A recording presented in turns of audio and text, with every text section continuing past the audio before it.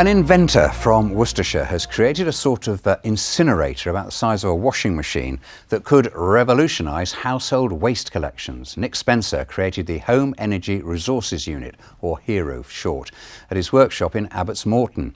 It turns domestic rubbish safely into hot water and a small amount of ash, which automatically flushes down the drain. Here's our science correspondent, David Gregory Kumar.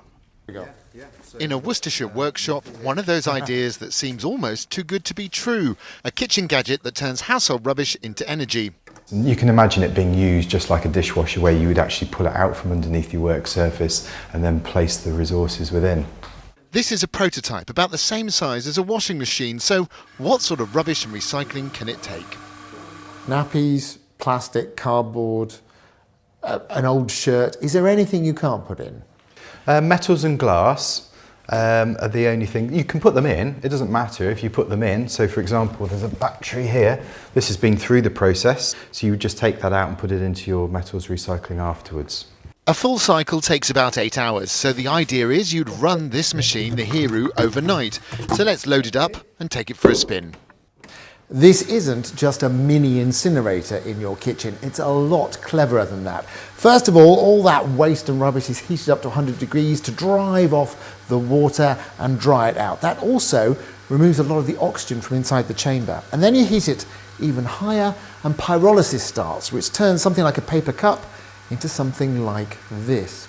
This is basically charcoal. And when you let oxygen back in, you can then burn all this sort of pyrolyzed waste, and that generates energy to heat water.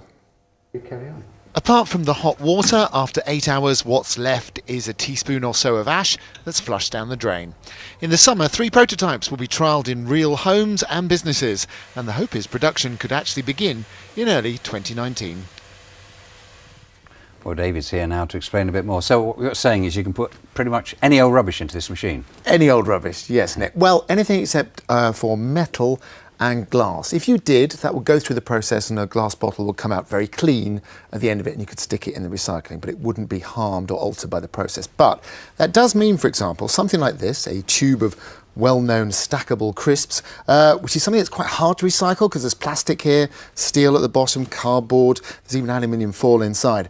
You could put this in the HERO and the cardboard and the plastic would be pyrolyzed, and then you just pull out the steel and the aluminium inside and recycle it as normal. So actually the HERO solves this rather knotty recycling problem.